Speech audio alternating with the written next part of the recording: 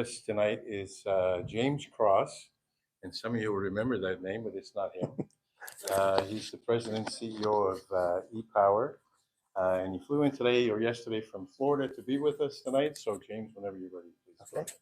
Hi, everyone. Thanks for attending. I'm James Cross, president and CEO, as well as co-founder of ePower Resources. No, it was 28 degrees when I left. Yeah. No.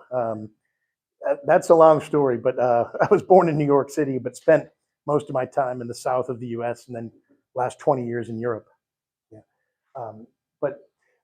We're a graphite-focused company, and graphite is important to the electrification agenda because it's the largest material component of electric vehicle batteries. And a single electric vehicle battery for a decent-sized car will require 75 to 100 kilos of graphite. So they're going to need a lot of graphite in order to fulfill this agenda. And where does most of it come from? Like everything else, most of it comes from China. This is probably the most powerful slide from a macro standpoint in our presentation.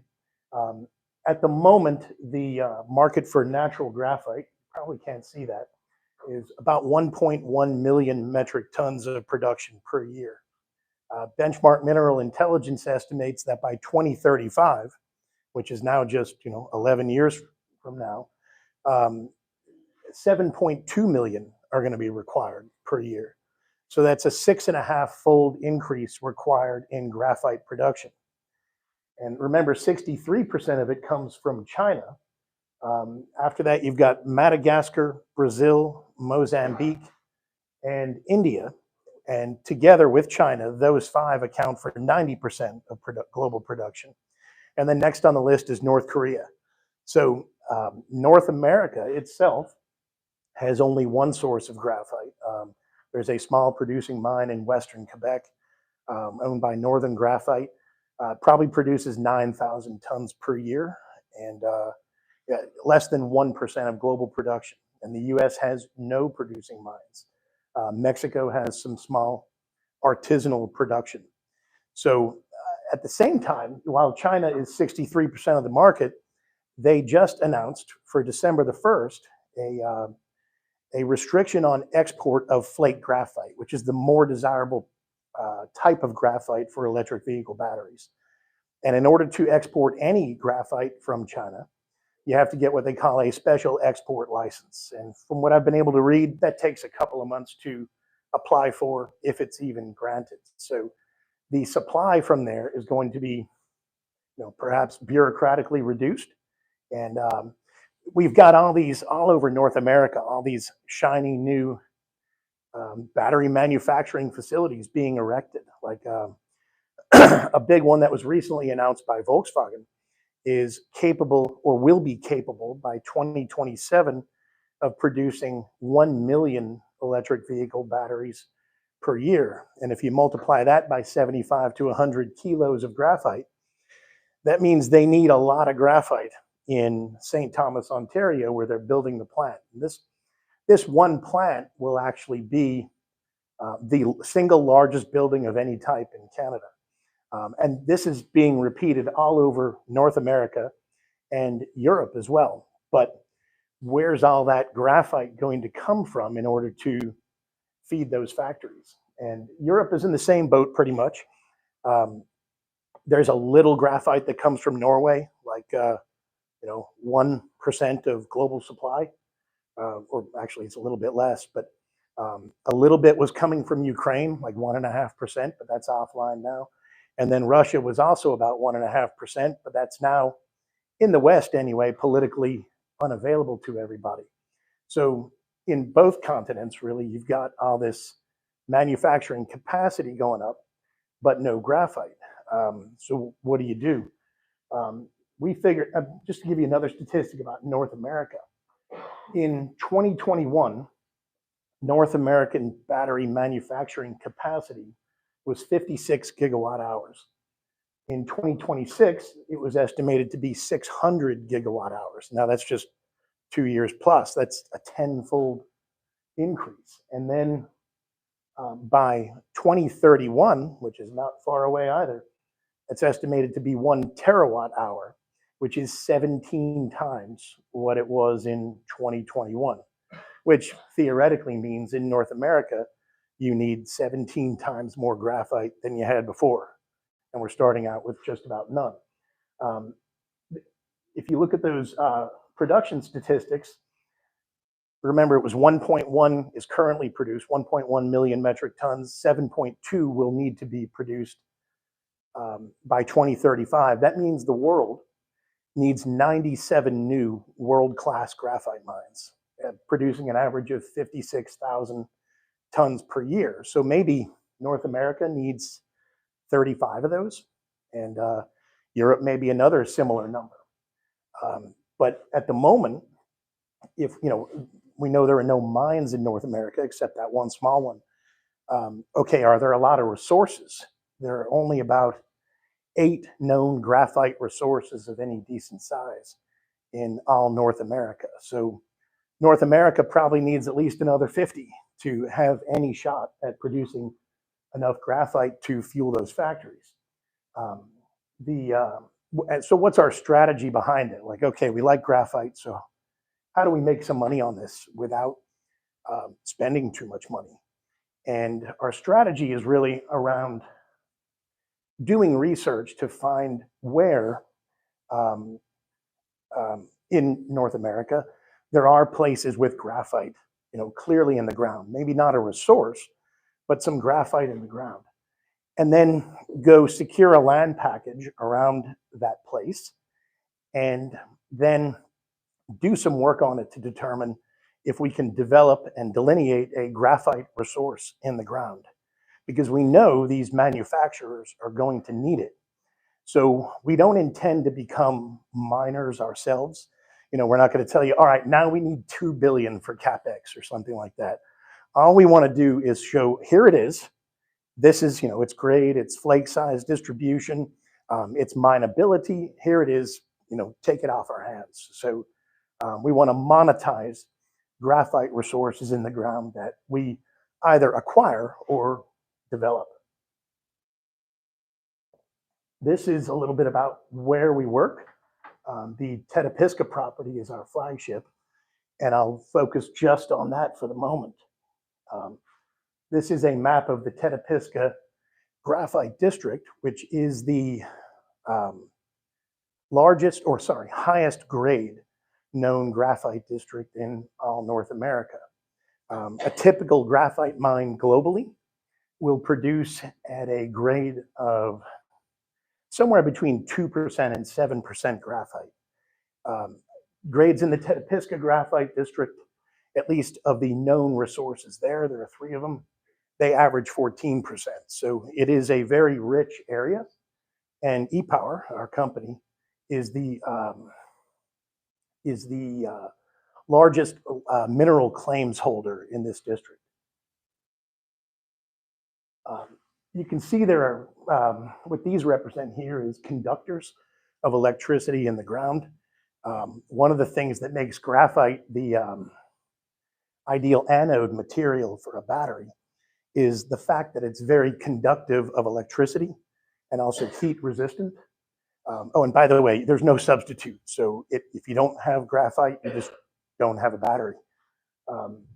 And we've got kilometers long conductors, and the conductors, could represent other things if we didn't know already what they represent.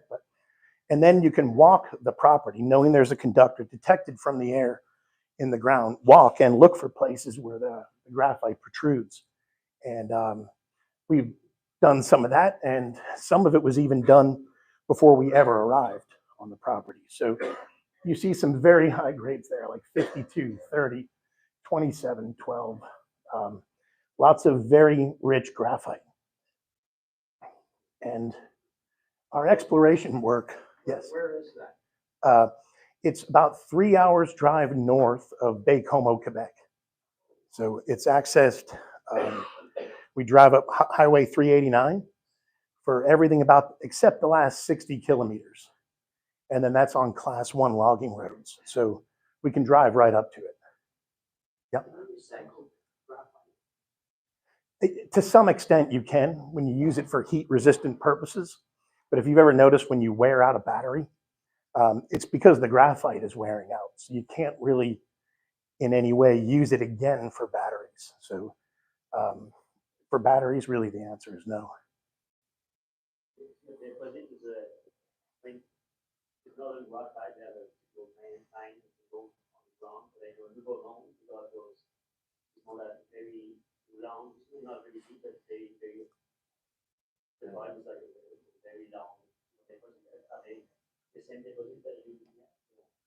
No. Well, ours is really not very similar to theirs, and actually Jamie Levine, our exploration director, just arrived as well. And but Jamie, I'll take a shot at this one and might need your help. But no, the deposits are very much different. It's a different type of rock. Their grade, I think, is like 4.5% or something like that. Yeah, it is a very different kind. But here you're looking at conductors that extend, sometimes 6-7 kilometers. They may only be, 200 or 300 meters wide, and sometimes more narrow. So it does go like that. Yeah. Where is this project in relation to? They're right next door, actually. They're up here. Yeah, and also Mason Graphite and Nouveau Monde have a joint venture right about here. So we can throw a stone to them really from our property. A little bit more about, and we were talking about flake graphite being the most desirable type of graphite for batteries. You can see the man holding the rock there. That's very highly graphitic rock, and you can see it's got the right character of graphite, meaning it's flake rather than amorphous. Amorphous is what you get on the end of a pencil. So it's powdery and oily, but the flake stuff has more the character of a rock.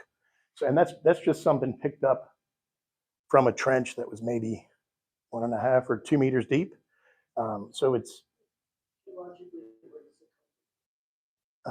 well, it starts out as things like, or it's carbon. So it's starts out as life forms, really, like leaves, bushes, and dead insects, things like that.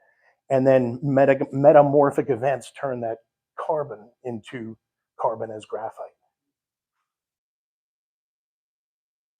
We have another property that I won't go into now, but it's a property we originally picked up for graphite potential, but intend to option it out really for its gold and base metals potential. But our share structure is something that could interest you. We have about 31 million shares outstanding. Our price yesterday was 5 cents, but today it's 9 cents. And there was a lot of activity on the stock yesterday. We've only been public for 1 year, or since January of this year. We floated the shares of a private company. So it was called a non-offering prospectus. So we didn't know at what price the shares were going to trade when we did it. But they actually started trading around $1, but slid down over the last few months, and we're at 9 cents now. And we actually have a placement open, a private placement. We're raising $480 million. Sorry, $480,000. And yeah, and we've got about, it appears we've got about 100 left that's unaccounted for. And that's a placement at 6 cents. The shares are at 9, and the warrants at 10 cents, valid for 5 years. So yeah, we. Sorry. Are the warrants tradable? That's a good question. I don't remember, but I think so. I can look into that for you. No, they're not listed. Yeah. So that's, yeah, that's pretty much ePower Resources. I'll open it up. So, yeah. Go ahead. Sorry. I was going to say we'll open it up to questions. Go ahead. Canada is the second largest country, the U.S. the 12th largest country. Graphite is so strategically important. We have so many mining people, so many mining. How do you explain these two countries are sleeping on the job?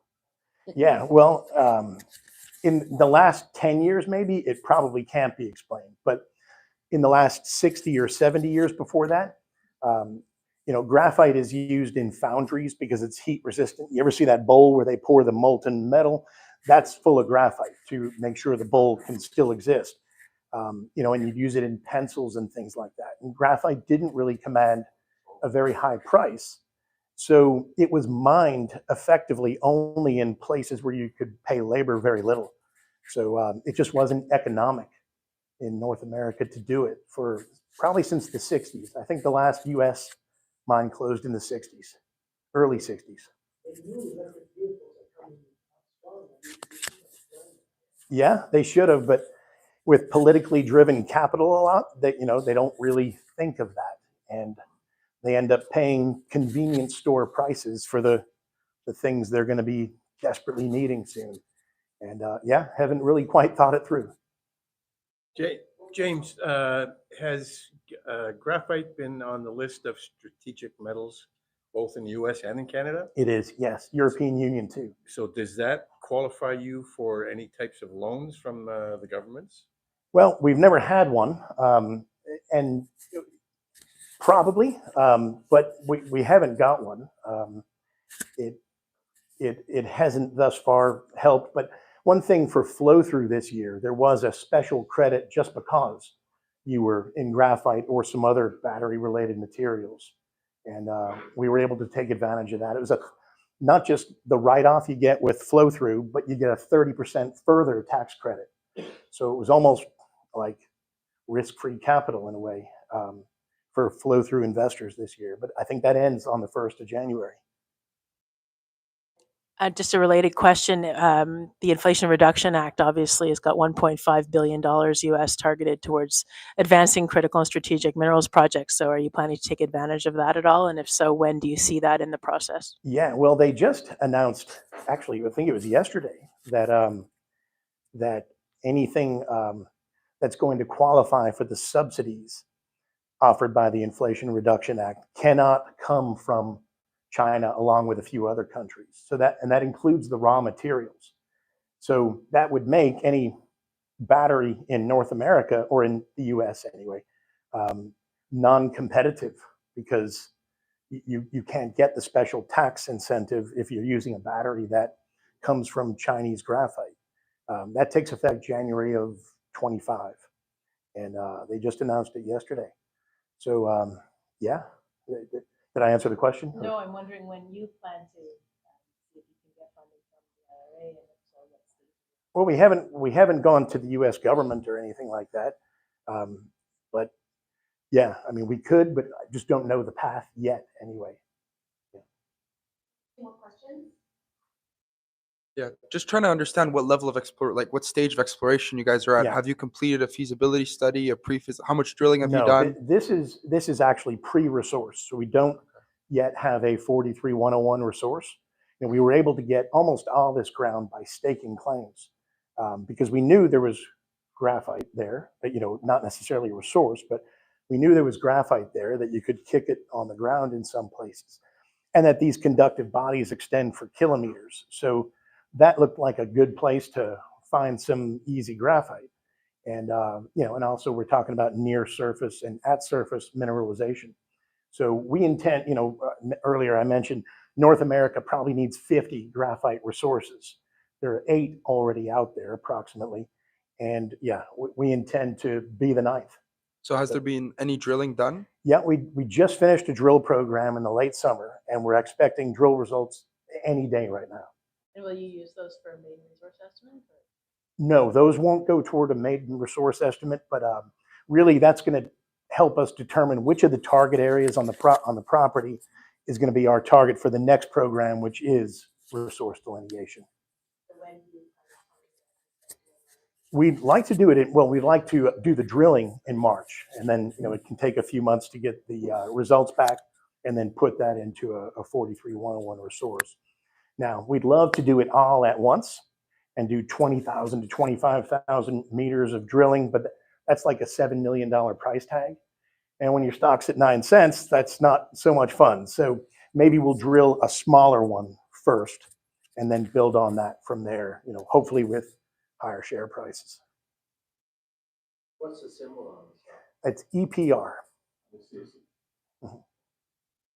Thank you very much. Great, James. thank you. James.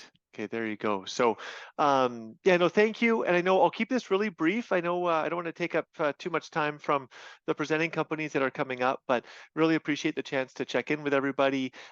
Been a fan of Sophie and Paul's for probably at least 5 years now, since the first time I was in Montreal presenting at one of your events. So thanks for having us back on. Just for a quick little fireside chat and update here.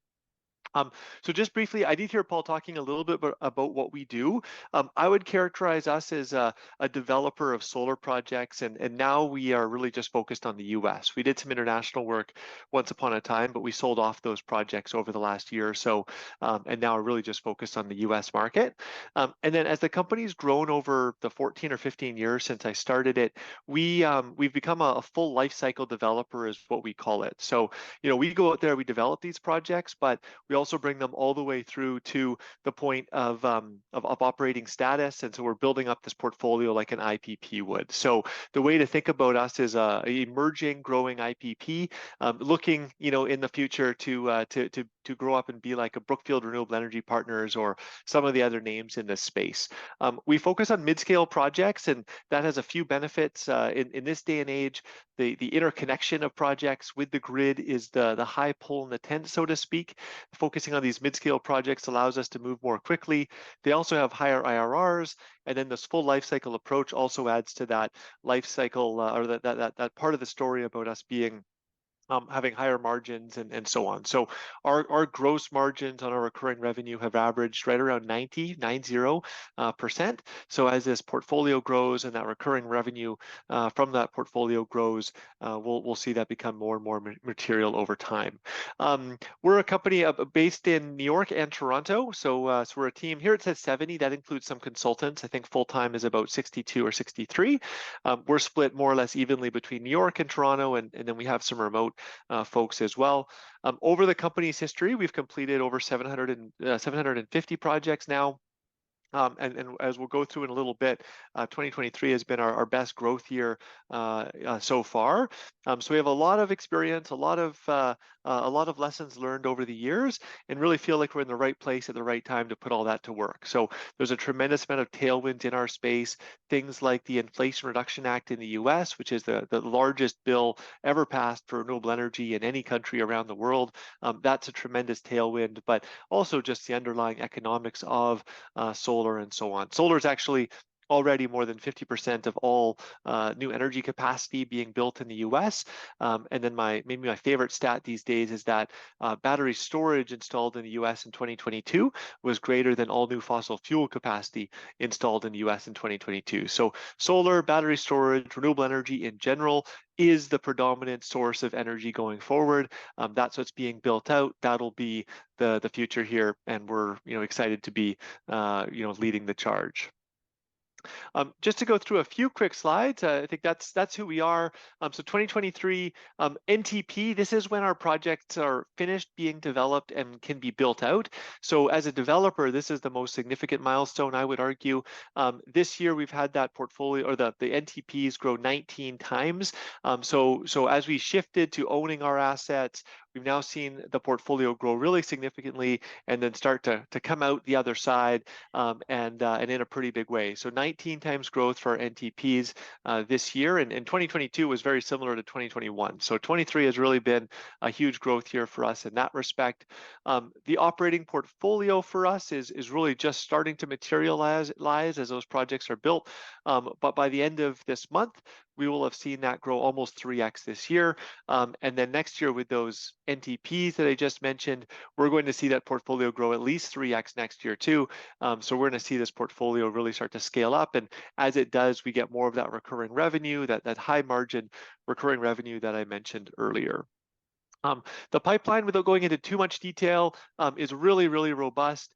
So the earlier stage aspect of the pipeline this year is growing about 2.7 times. Those are kind of the projects where we actually have contracts at this stage to develop those projects, and now we're in the process of building them out. Just across those two stages, there's actually like a few $billion US of project opportunities. Not all projects we have contracts for make it through, but a significant portion of them do. So there's a number of years of growth, I think, already baked into the story, as we see in the later or the earlier stage pipeline. But then the later stage, the stuff that's actually being built right now, the operating portfolio and the projects where we have all the agreements in place and now we just need to build it, that's growing 2.5 times this year. So, you know, across the board, a lot of growth, reasons for us to be super excited. The last slide, and I'll kind of use this as a segue to wrap up and talk about why the market is not impressed. You know, this year, as the company scaled, you know, earlier I talked about 60 to 70 employees. 3 years ago, when we started this pivot towards owning and operating our assets, we were around 20 to 25 employees. The portfolio's grown. I don't have the number in front of me, but you know, it's well over 10x. It's grown really significantly in that time. So as we've grown, we've gone through a lot of process improvements this year. We've brought in, for example, a very seasoned COO. A lot of the other like mid-level managers within the team have either grown internally or added some key folks this year too. We are really excited about the building the flywheel aspects of the operational improvements that we're making this year, and really expect that this to lead to quicker timelines going forward, better ability to forecast those timelines, et cetera, et cetera. You know, I will address it. Paul mentioned it, but like, so our Q3s came out last week, and people were not impressed. Honestly, I think that I honestly think it's maybe an overreaction is the word that I would say. I think that most of the malaise there is that they're saying the portfolio is not scaling up fast enough. You might be surprised to hear that, given the stats that I just mentioned. However, we had put out guidelines at the beginning of the year, and those had been updated from the year before that as well, that had us further ahead than we are. And so that's the main reaction from the market, is to say, hey, you're behind schedule, we're going to sell off here. You know, I think we closed today at about a 32 million Canadian market cap. We literally have billions of dollars of projects contracted that we're developing right now, and just the projects that we hit NTP on this year have a fair market value in the 60 million US or 80 million Canadian range. So yeah, I heard Paul. I think it was Paul in the beginning there in the preamble, talking about how microcaps are the place to be. I think we're a really good example of that. A company that has a lot of really good things going on, but has just had a really tough time getting the market to care about it. We'll of course keep our head down and keep building the portfolio, building the flywheel, building the company. But that's where we're at right now. So that's all I have prepared, Sophie. So, you know, we'd love to take any questions as well. Perfect. So I think the way we're going to do this is I would ask you to stop sharing your screen, and I will take questions from the audience. I will ask them to you, Nick, in case you can't hear them, and then everyone will be able to get them. So anyone? Okay, Paul, I know you had a couple. So Nick, this whole reorg that you've done and these, I guess, bringing everybody on, how does that affect your burn rate now going forward? Yeah, so good point. So I'll classify, you mentioned the word reorg. I'll say that like we started the transition to IPP in really 2021. And so in the 21 and 22 timeframe, we built out the team quite significantly. The burn rate actually dipped a little bit Q3 versus Q2. So at this point in time, it's actually plateaued.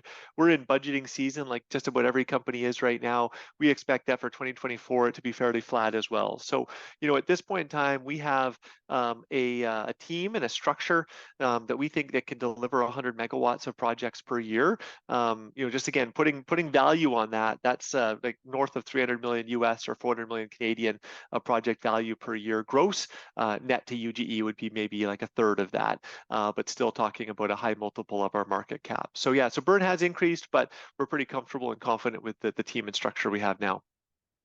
So then I guess we have a question, but I'm just going to follow up real quick. So I guess the logical next question would be, where are you sitting cash-wise?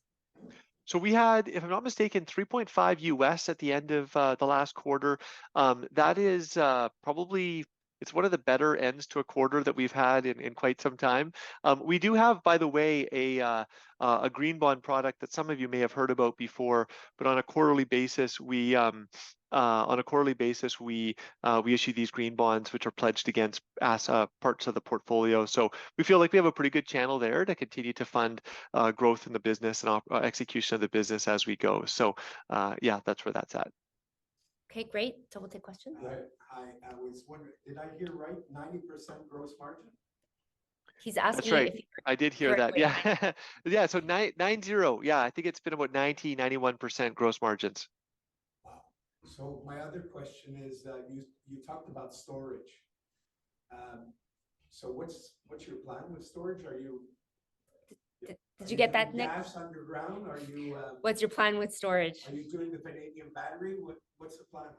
Yeah, so on the battery storage side of things, so at the end of the day, so battery storage, I mentioned off the top, or in my slides, I should say, that battery storage has really started to grow significantly here in the last couple of years. More battery storage deployed last year than new fossil fuel capacity in the U.S. So for UGE, the same aspects of finding places to develop projects, knowing the economics, interconnection, permitting, procurement, project management, engineering, all those same aspects that we're really good at directly apply to battery storage too. So there's a handful of markets that we're developing battery storage projects in right now. Sometimes that's solar plus batteries, sometimes that's batteries on a standalone basis. And so yes, we think that's a really good opportunity for us and for our shareholders. In terms of technology, we as a company are technology agnostic, working with leading providers in the space. We have looked at some of the non-lithium options out there, but we are primarily focused on sort of the big brands within the lithium ion space as who we're partnering with on that side. Great. We have another question, Zach? Well, you just mentioned some of the partners. Can you mention some of those? Did you get that, Nick? You mentioned some partners. He was wondering if you could mention some of those. That's like technology partners? Yes. Yes. Yeah. So on the so when we're procuring, we don't really like to take technology risk, to be honest. I mean, on the solar panel side, for example, we officially buy Bloomberg New Energy Finance puts out a tier 1 list on a quarterly basis, and we always buy from that list. That list has actually grown over time, but a lot of those names are names people would know: Canadian Solar, Trina, etc., big panel manufacturers. On the inverter side, it's a similar type of story. There's some names that maybe the audience wouldn't know as well, but names like Solus is a company that we work with a lot, for example. Some of the more well-known inverter names like Enphase are really residential products. They don't really play much in the larger scale stuff that we do. Similar with racking, names that I wouldn't expect necessarily people to know. And then on the battery storage side of things, there's names like we have worked with Tesla before. We were actually one of Tesla's first commercial storage partners back in the day. STEM is another name that's fairly well regarded, etc. So yeah, so we kind of stick to the most well-known names and try to earn our spread on developing good projects. Nick, I have one final question for you. You do have analyst coverage, don't you? We do, yeah. So there's 3 analysts that covered us. There was 4 until sadly IA made their reorg recently here. But yeah, there's 3 analysts that cover the story. I think based on where we're trading right now, the average target price is about 3 times where we are. Personally, I like to glance at the CoreMark report. They actually price out the portfolio and come to about 16 times where we're trading right now. But 3 times or 16 times, either way, we're fairly undervalued.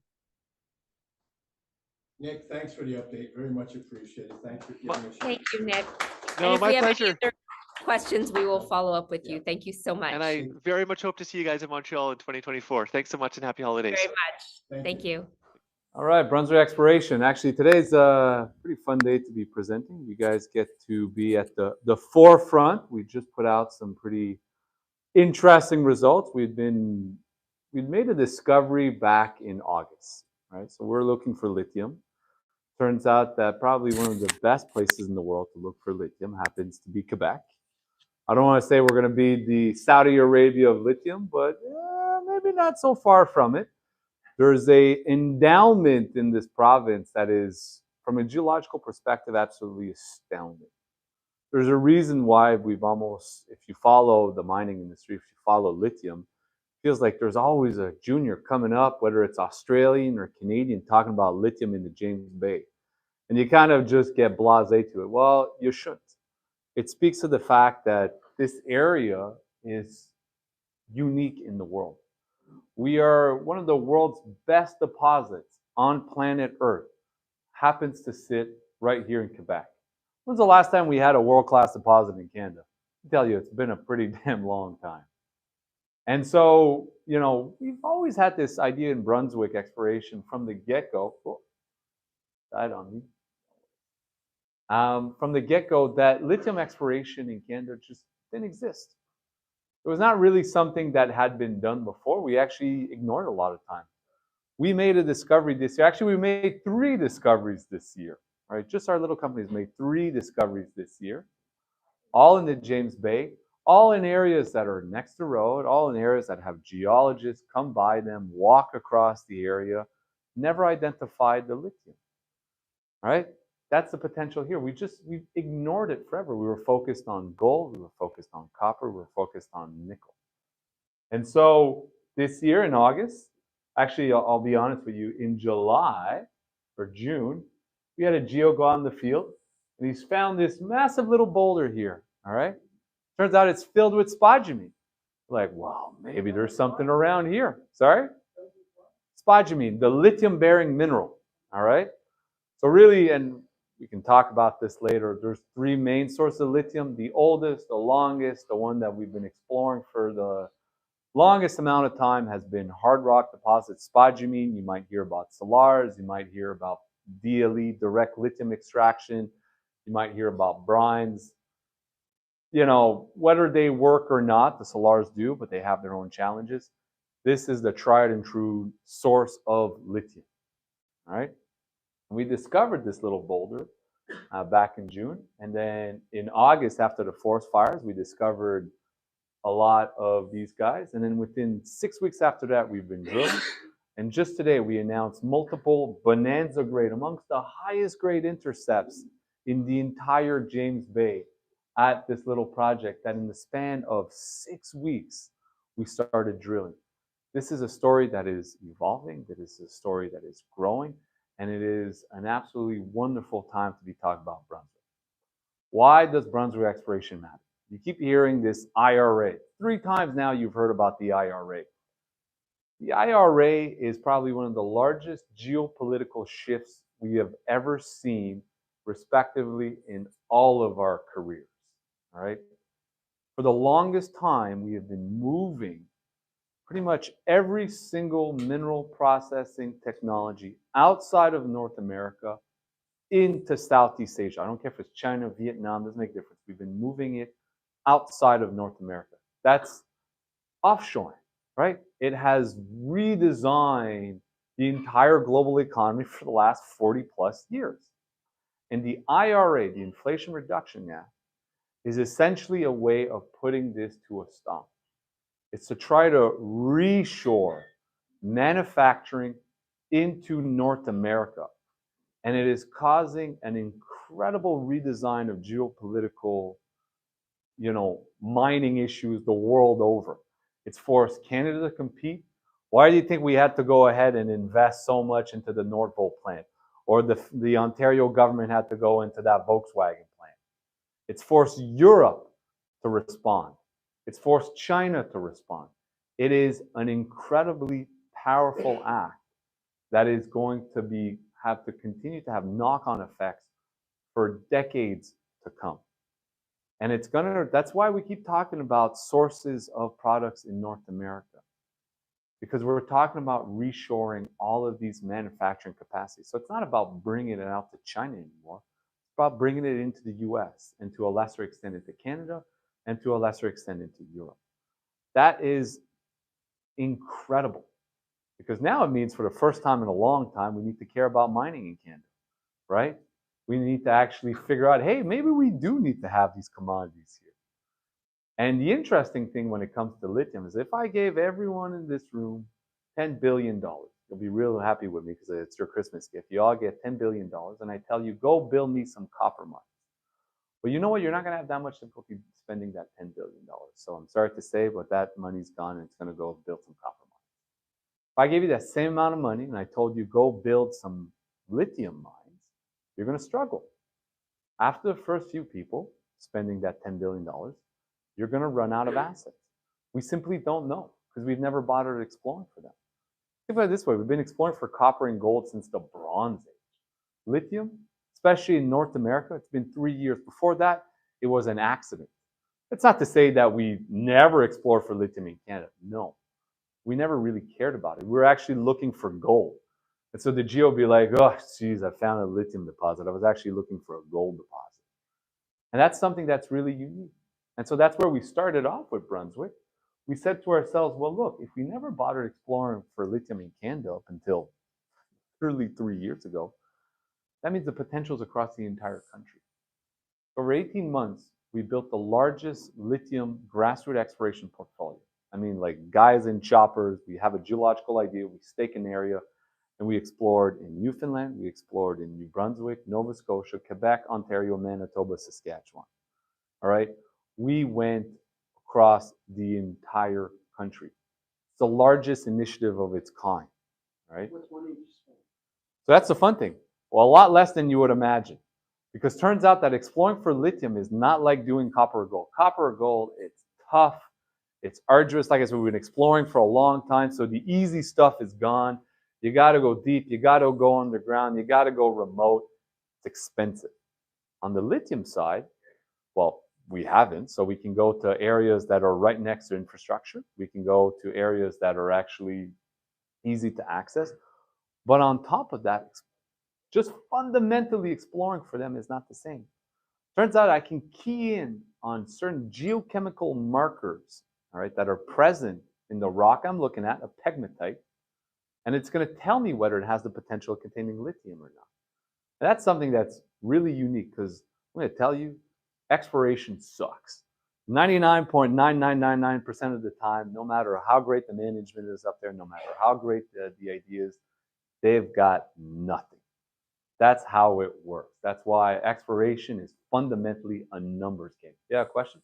Just a quick, so all of us have been mining, most of us, we sort of understand this.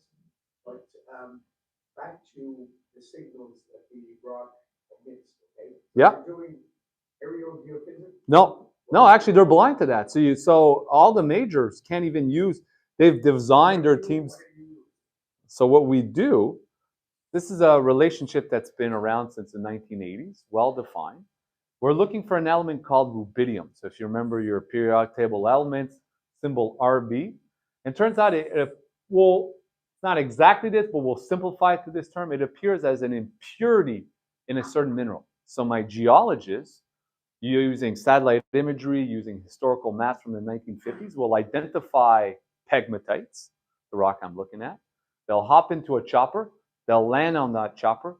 They'll use a special device called a portable XRF, which is imagine a big gun, put it up against the rock, and it zaps like a little pinpoint, all right? They're zapping a specific mineral in there, and it's going to give them an elemental readout. They're not getting lithium. It actually does not respond to lithium whatsoever, but they get the rubidium concentration. And based off that, we can say with 100% assurity whether the rock we're looking at has the potential or not of containing lithium. So I can eliminate thousands of targets in about 60 seconds on each one. Then we do, once we've outlined that area, so, you know, I'll show you an example of where it happened, all right? So here's just our portfolio in the best environment in North America, the James Bay, and down, like world-class discoveries are being found here. 10 years, this is going to appear on maps and textbooks all over the world. So we were here at Elron. There was nothing. There was just historical maps that said, here be pegmatites. All right, let's go check them out. So we land, and I'm going to zip on by. I'm going to come back to this. So we land right here, at the edge of the property. We zap it, and we're like, we're getting interesting values. We're getting some rubidium contamination, but not enough. And so that was, they land, 60 seconds, get the reading back in the chopper, they land in the next one, down over here. Whoop, concentration went up. And so we were able to narrow in, and then poof, we made our discovery. A massive outcrop, never been drilled before, brand new discovery, filled with spodumene. And now we drill. Oh, no, we had claimed it before. Actually, this we optioned. Oh, yeah. We did options, we did claims. In the last, say, 6 months, not even. So this major discovery right here, which we just rolled into, again, using our tools, we're able to just rapidly sort out targets. Again, exploration is about being able to say no fast. If it takes me a month to go through a property and say no, that's not efficient. If I can say no in an afternoon on a property, now I'm being efficient. And that's why we've been able to explore across the entirety of Canada, because it doesn't take me, like in copper or gold, weeks and months before I get my assays back. So, oh yeah, actually I did see gold in that sample. No, we get to know right away if there's potential in this asset or not. And we're able to turn around and drill it really fast. Yes? The medium is slightly radioactive. Are you basically using a dragon power? No. It's slightly. It's not truly radioactive. We're using X-ray fluorescence. So essentially it emits an X-ray and then we get essentially a signal back. And then we're able to analyze that. It's looking for peaks, essentially vibration of the quanta of the element. We're getting right back to high school physics and chemistry right here. So how big is this property? How large is it? So to give you a perspective, and I'll answer your question after, sir. We have millions of hectares across the country. We don't even care because we're dropping them as fast as we're adding them. We land, no, it's not, no, because it's so fast. Because usually it's expensive to stake, and then you got to spend millions of bucks exploring it. No, I'm able to land, zap it. Okay, we'll move on. I don't need to do any work. I don't need to do expensive work. I don't need to wait months. So we've got a few, but we've claimed land, right? We've claimed other lands, and we're just dropping it. We're able to cycle. We're able to do what everyone, it's almost like Star Trek. We're able to do something that's almost like science fiction. This efficiency, anyone would kill to be able to do this, because staking is expensive, but then it's really doing the work that's expensive. And to be able to sort through it this fast, make 3 discoveries in 1 year, that's really fast. And that's really impressive. Sir, you had a question? Okay, so who's going to get it out of the ground? Are you going to get it out of the ground, or are you going to work with nature? So that is a fantastic question. The lithium market is one that is very mature and that is seeing a lot of activity right now. If you go look at the last, say, 2 months in Australia, there's been for about $8 billion worth of acquisitions. Because ultimately, everyone is the majors, the producers, where it's existing OEMs, battery manufacturers, a wide range of players, all want to secure supply. And they have been doing so very, very aggressively, all right? You are seeing major acquisition in space. I would like to imagine I can put this into production. I don't think that'll be the case because it's such an aggressive space in terms of acquisition, in terms of momentum, in terms of consolidation, that's exactly what you're starting to see happen right now. And what's happening in Australia, same thing's going to be happening here. You're seeing major players move into the space and start to consolidate. You have the world's largest lithium producers, Albemarle. They've made an investment in a world-class asset in the James Bay, in Patriot. They've staked their own claims. They're looking to do more ground. They've looked across the entire province. They're going to be doing more deals. Rio Tinto is in Quebec as well doing work. Every player in the lithium space, whether it's in production, wants to be in production, is in the James Bay. And for us to be finding assets in the James Bay is the best zip code we can. And that's what we're doing right now. Just this morning, at our main asset, Mirage, a discovery we made 3 months ago, we started releasing results, all right? Focus really on this little area right here. So this is our property, 42 kilometers. Everything we stake had to be close to infrastructure. Trans-Tiger Road. Here is our property. This core area here, we already put 5,000 meters of drilling. We are finding very, very high-grade assays. I'll give you a proxy here. So let's zoom in on just this little node zone. Just 4 holes into it. Already, we have found up to, next slide, there you go, up to 25 meters at 2.5% lithium, 10 meters from the surface. Well, what does that mean? If you convert that to gold, that is over an ounce of gold. All right, if I convert that to copper, you're talking almost 9% copper. All right, 10 meters down, 25 meters of it. And no, well, yes, if it was parts per million, this would be 25,000. Yeah, well, that's a percentage. Yeah, that's 25,000. Right? So right there at surface, hard rock deposit, this is why it works. And so we have 50 meters at, to a ppm would be 10,000. We have another here, 2.7, nearly 3% of 16 meters. These are all open. We are just scratching the surface. We are going to do a 15,000 meter program starting just in Q1. All right, we built our camp. We are staffing up to expand this project. We just wrapped up a $5.7 million financing. I was about a month ago, I went ahead, said I'm going to do 5. I ended up doing a little bit more than that. I could have raised 8, but I already had $10 million in the bank account. I was like, look, that's fine. You know, we are aggressively pushing this forward. Look, this is not meant to be complicated. Brunswick Exploration is here to make discoveries, to prove up discoveries. We've got the team. We've got the access to capital to go ahead and do this, right? We are aggressively pushing forward on these assets. No one has a portfolio like us. No one has made as many discoveries as us. We are going to rinse and repeat. I'm going to drop 99% of my projects next year. And I'm not afraid to do so because that's fine. Mining is about making discoveries. And then once I've dropped 99% of my portfolio, perfect. I'll add up some more. I'll go look in other areas, maybe make some more discoveries and just rinse and repeat. Right now, it's great about there's a capital markets boom when it comes to lithium. That's fantastic, right? But those come and go. You know, one month it's great to raise money in lithium. Next month it's not. The month after that it's good again. They open and close all the time. It was a flow-through deal, pretty fine. I traded it at 30% premium to the VWAPs. It was $1.15 on the Quebec and $1.10 on the national. So, you know, pretty decent stuff. No warrant attached to it. I'll answer your question right after. I just want to get this one out. What we're seeing right now is something that almost never happens. We're seeing an exploration boom. All right, and it goes back to what I said at the start. We're almost getting blasé about the amount of discoveries on the lithium side. Exploration boom happened like once every 40 years.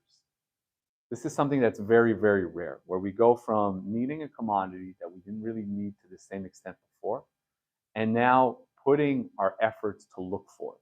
That's why we're making discoveries in areas that have been explored, that have been mapped. That is very rare to happen. It is very rare to continuously happen. To be making world-class discoveries in Canada in this day and age shouldn't be the case. But that is what's happening. And this exploration boom will eventually stop. And the next one is going to be in 40 years. So that's why it's really important for Brunswick Exploration to do as much exploration as possible. Because eventually that exploration window is going to be closed and it will be over. So Rick had a question first, and then I'll... How many shares out now, and what do insiders hold? And also, how close are you to the Patreon? Yeah, so let's start with shares outstanding. Yeah, I need to double check if that includes the latest financing. Plus or minus 200 million shares. The warrants, there's about $11 million in warrants. They're either at 75 cents, 85 cents, or $1.25. So some are in the money, some are just outside being in the money. So, you know, lots of financing that's coming in on a sporadic basis. As you can see there, management insiders own 35% of the company. So, you know, we do well when the company does well, when our other investors do well. I can honestly point out to about 70% of the stock being held in, we'll call it safe hands, 65, 70%. The remainder, 30%, is a mixture of, you know, high net worth, regular retail, and some institutionals that are now coming in. We've been raising capital. We've had no issues raising capital for the last 12 months. Just closing another financing right now. We have, you know, a very clear strategy for how we want to do, where we want to look, how we want to look, and what we're going to do once we make a discovery.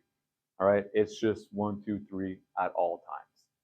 So, sir, you had a question in the back as well? It varies if we're drilling or not. So when we're drilling, it's about $1 million a month, more or less. That's actually a really good question. Right now, we're very much exploring an Australian listing. If we do that, we're probably going to do an IPO on that front, which would obviously bring in some capital as well. We can also tap in charity flow-through financing, which allows us to raise capital at a substantial premium as well. So, you know, now it's like anything. It's the first steps that are the most dilutive, right? It's going from, you know, raising capital at 20 cents 18 months ago. That sucked. Now that we're trading in and around $1, you know, that dilution factor starts to really slow down a lot and is now much more manageable. I just want your perspective on this whole story about Thacker Pass, GM investing $700 million. That's all clear. That is all clays, yes, exactly. So look, you know, my simple view when it comes to lithium is tried and true, right? The largest EV manufacturer in the Americas is Tesla. They need the most lithium out of anyone out there. And GM and Ford and Volkswagen, they're all just trying to play catch up to Tesla. Same thing with BYD, which is a company you may not know. It's one of the largest EV manufacturers in the world. It's a Chinese company. Oh, okay, good, good. Paying attention. Now, what ends up happening is if you actually take a close look at what Tesla is doing, they are building the world's largest spodumene, so hard rock lithium source refinery in the world. Because how they want to supply themselves with lithium is from the tried and true way, hard rock deposits and hard rock deposits in North America. This is going to remain the main source of lithium for a very, very long time. Because it's tried and true, it is scalable, and it is dependable. The sources works out well. The sources of these commodities are not in far away off places. They're in Quebec, in James Bay. Quebec gets to control a major world-class asset. That's tax dollars that are going to come back into our pocket if we have the wherewithal to actually develop them and permit them and put them in production, which I think is going to be the beginning of the case. We need them, and they're here. So that's a fantastic combination. I have a question for you. Go. Why is lithium not listed on the London Metal Exchange? Because, you know, it's a little bit of a quirky commodity. It ends up being it's still very immature. When I compare the size of the lithium market to zinc, nickel, lead, it's not there yet. It will be there by the end of this decade. Production is growing very, very rapidly. So how do you price it? So actually price it is, there's no futures market. That means that it's priced on direct demand, which is not something we see too often in most commodities. Spot price. That's the price that goes. So that's what we saw happen last year. And that's what we're seeing happen right now. It causes crazy fluctuation where the price goes from, let's say, $10,000 lithium carbonate, hard rock, people will be priced on spodumene concentrate, which will average out to $1,000. And it ran from, in a span of like, say, 9 months, from $1,000 spodumene concentrate to $6,000. And it ran from the lithium carbonate, ran from 10,000 all the way up to like 85,000 in 8 months. Where are we now? So now, more or less relations between the 10 times. Now it's gone back down to around 1,500, which is the long-term sustainable price that everyone wants to actually work with. But what ends up happening is that because there's no future market, because there's no inventories, essentially when the buyers step into the market, they can just snap up everything right that and the price just skyrockets. Slowly with time, these insane fluctuations will leave, and that's good. We want them to leave because otherwise it is not a sustainable market for decarbonization, right? It's not something that's going to, the car manufacturers want. It helps because it motivates them to buy assets, so I'm all for that to a certain extent.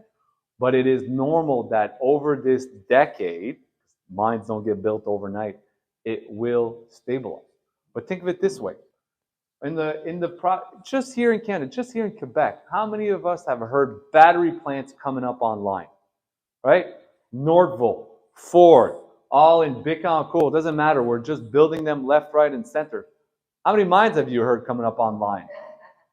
Yeah, well, there's your answer, right? And that applies to everywhere in North America. So we got no issues building the plants. Ah, well, that's no, China doesn't produce, and China keeps it internal to themselves. So I guess we're all going to find out in a few years' time when they all come online and they all start screaming for spodumene. They all start screaming for a hard rock source. Elaine, could you talk about the proximity of the Patriot? Yeah, so Patriot, yeah. And what you're doing and what they're doing? Yeah, so let's go back to this slide. Okay, so Patriot is a absolute world-class discovery, all right? I'm not kidding here. Top 3 deposit in the world. It is astounding. It sits right here on the southern edge of our Mitchell property. I'm not convinced that there's anything on Mitchell. We're compiling the data right now from our field season. There's still a little bit of potential, but it's this entire trend that is highly prospective. So a lot of the players around PMET, we didn't know at the start. Everyone looked there. Turns out there's not, but that's why we made it into a numbers game. For us, it doesn't matter whether it's here, here, here, or here, as long as it comes from somewhere, as long as we make our discovery somewhere. So we're slowing down the work across this entire portfolio. We're going to start chucking out properties that don't make sense to keep because I don't want to hold on to them if they have no potential for lithium. And we're going to focus, as it says right here, Mirage, Elron, and Anatical. Those are going to be our core focus. Like I didn't even talk about Anatical. That one's kind of funny. So this is the next one that should go into production or into construction next year, owned by Alchem, one of the largest lithium companies in the world. They own the James Bay project. This is the property boundary, and their pegmatites, which are here, continue onto our property. So we actually have the extensions of their deposit, and then 22 kilometers to the east, right here, we actually made another discovery. And there's an entire trend running out through here that's unexplored. So we're going to go start doing some exploration there as well. But you know, that's, even though we drilled it, even though we got great intercepts, that's not even, we don't even consider that core for us. So next year, drill 15,000 meters at Mirage. We're going to go drill this latest discovery here at Elron. Yes, in case you do know or may not realize, we picked this up from a guy who was a big fan of Lord of the Rings. So he named all his property after Lord of the Rings characters. That's why we also have Mitchell. And when the team went up there and they discovered it, they're like, can you name it after his daughter, Arwen? It's like, sure, guys, go for it. So anyway, so this is the Arwen showing right here. We're going to go drill that in February. We're not here to waste time. We're here to drill, make discoveries, right? That's what it boils down to. One last question, and it's mine. Is there a standardized process for producing lithium? You're in Absolutely. rock, you're like, right? But there's also the brine, which is completely different. There's also the brine. They have their own flow sheet. So that's why I said you have the DLEs, the direct lithium extraction. Those are all black box, right? So unproven technology works in a small scale lab, but you know, there's been a lot of small scale lab tests that haven't worked. There was, remember in Quebec, Argex titanium, that went nowhere. That was also a black box thing. Yeah. There's been no lack of similar type stories that are based off black box, right?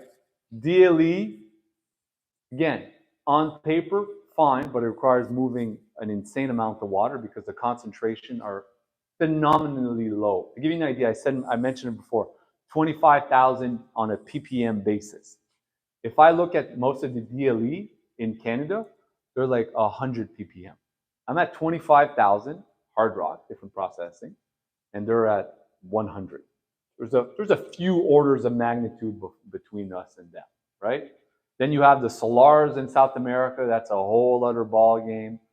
Well established. There we've been mining salars for a few decades. very slow lead time, very water intensive in the middle of the desert.